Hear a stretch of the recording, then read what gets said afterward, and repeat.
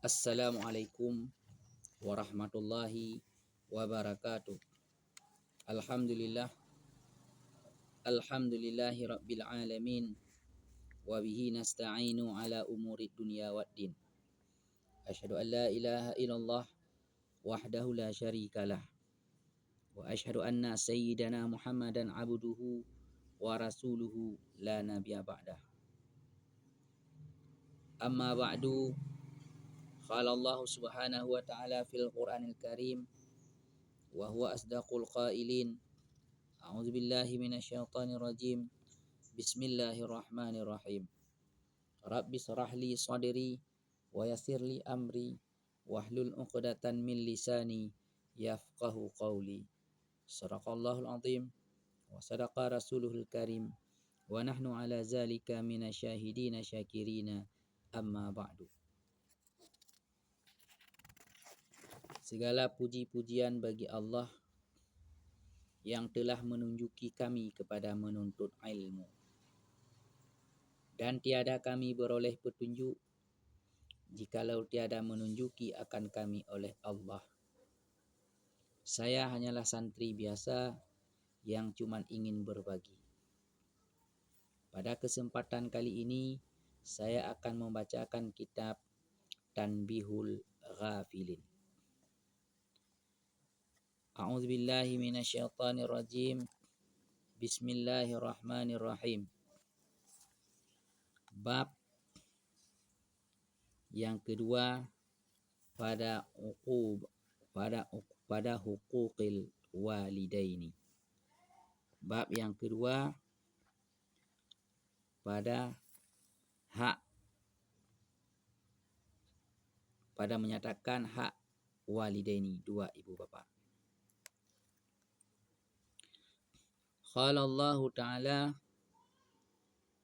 wala taqul lahuma ufin wala tanharhuma wa qul lahuma qawlan kariman.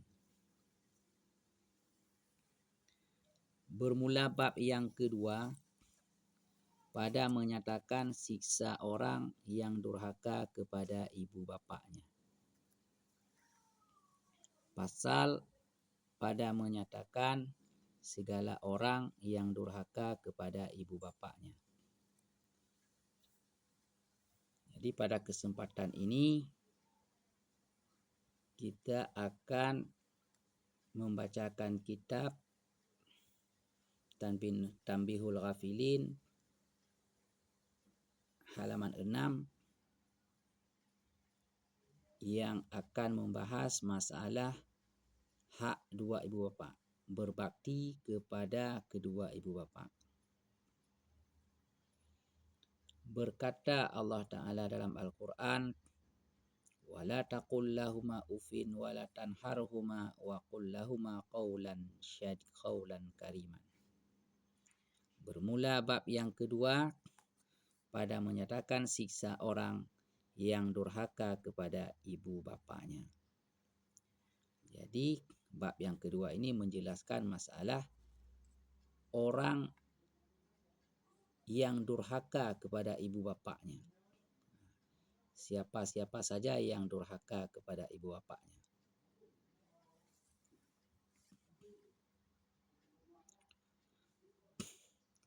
Telah berkata Allah Ta'ala,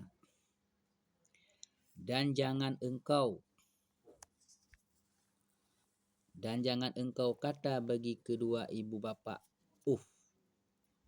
Dan jangan engkau membentak-bentak bagi keduanya. Dan kata olehmu bagi keduanya akan kata yang mulia, yakni lemah lembut. Kita ulangi. Telah berkata Allah Ta'ala, dan jangan engkau kata bagi kedua ibu bapa uf. Dan jangan engkau membentak-bentak bagi keduanya. Dan kata olehmu bagi keduanya akan kata yang mulia, yakni lemah lembut. Jadi telah berfirman Allah Ta'ala yang bahwasanya jangan engkau kata bagi kedua ibu bapakmu ah. Misal contoh, salah seorang dua orang tua kita, baik ibu maupun bapa, menyuruh kita sesuatu, sehingga kita jawab adapun ibu ini, ayah ini, saya lagi asik, lagi ada kerjaan, lagi ini, lagi itu, lagi belajar. Jadi itu dengan sebab kita ucapkan saja, itu sudah dikira kita anak yang durhaka kepada ibu bapa.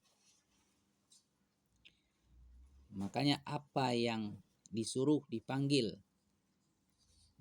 oleh ibu bapa, kita menjawab, dan bila seandainya disuruh, kita kerjakan.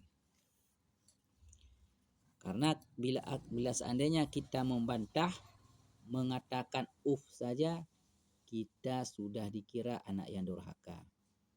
Apalagi kita sepak, kita terjang, kita bentak, itu bertambah lagi durhaka. Kalau di dalam kitab usul fiqh warqat, itu dinamakan adalah qiyas aulawi. Maksud qiyas aulawi bagaimana?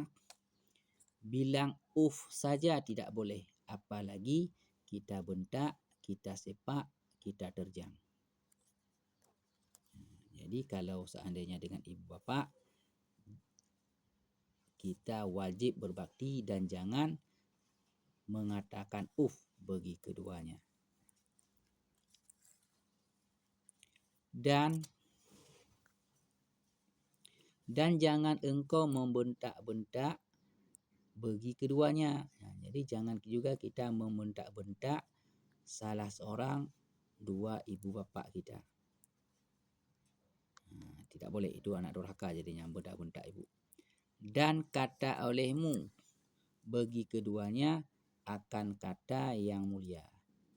Jadi berbicaralah kita selaku anak kepada kedua orang tua dengan kata-kata yang mulia. Apa yang dimaksud dengan kata-kata mulia? Yakni lemah lembut. Jadi berkata-katalah dengan kedua orang tua dengan perkataan yang lemah lembut.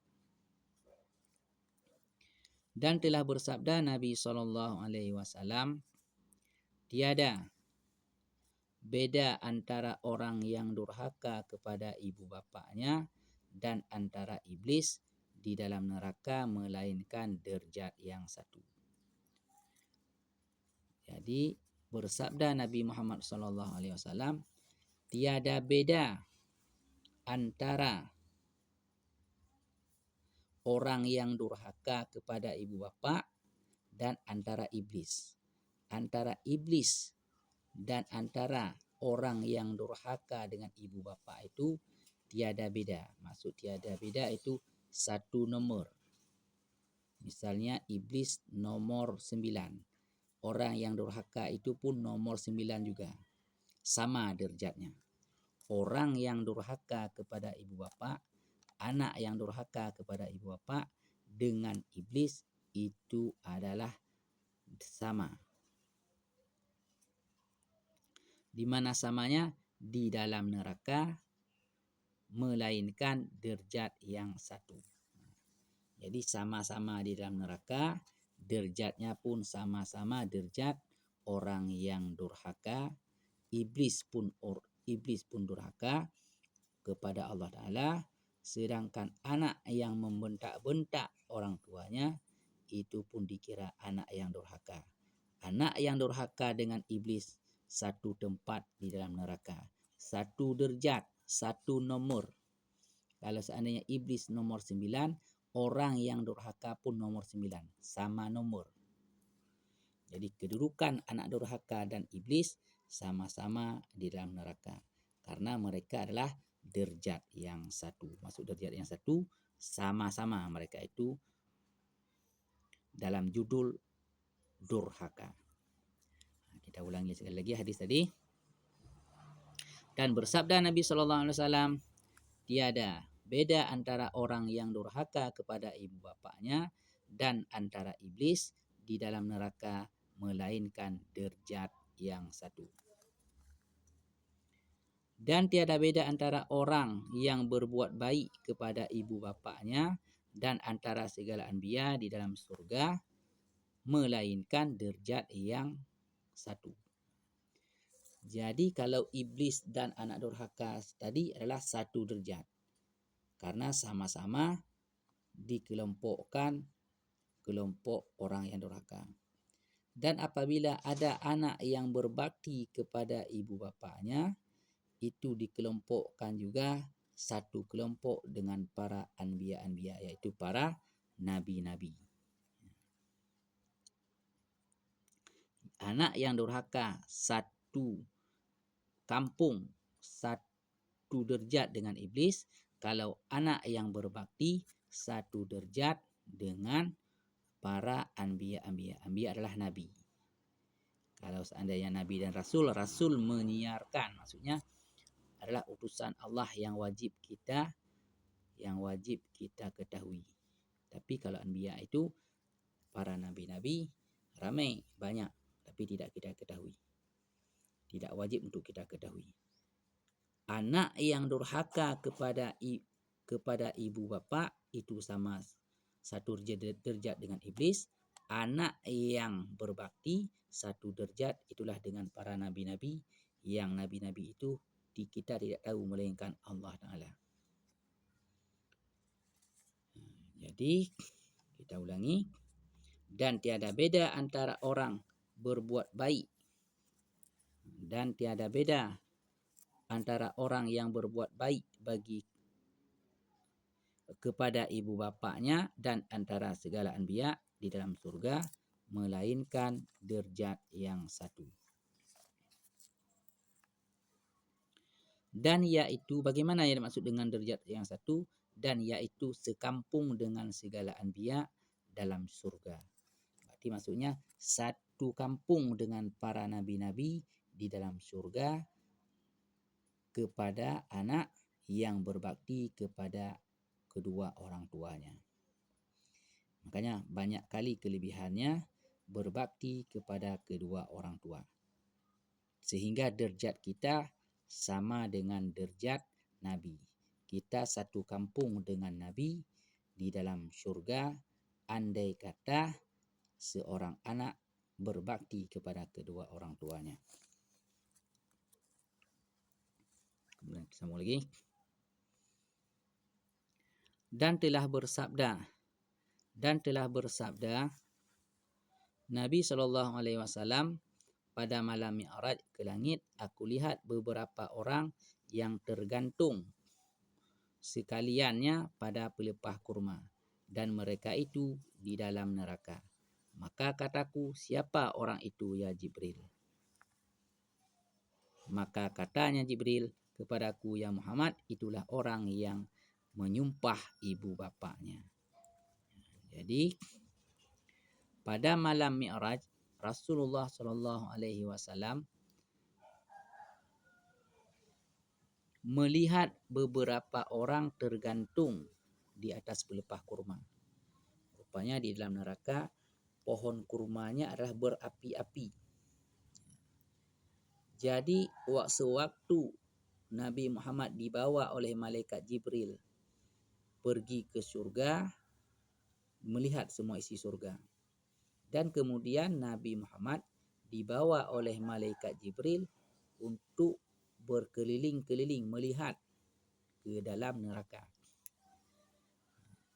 Jadi sewaktu Nabi melihat di dalam neraka itu ada orang yang tergantung di atas pelepah kurma. Jadi sehingga Nabi Muhammad SAW bertanya kepada malaikat Jibril, wahai Jibril, siapa itu? Mengapa dia tergantung-gantung di atas pelepah kurma itu di dalam neraka? Maka jawab Jibril, salah dia, bukan iblis, Jibril. Maka menjawab oleh malaikat Jibril kepada Nabi Muhammad, itulah wahai Muhammad, ya Muhammad, itulah orang yang menyumpah ibu bapaknya. Menyumpah, maksud menyumpah sumpah serapah. Jadi menyumpahi ibunya, dengan sebab dia menyumpahi ibunya, maka dia menjadi orang yang tergantung-gantung di atas pelepah kurma di dalam neraka.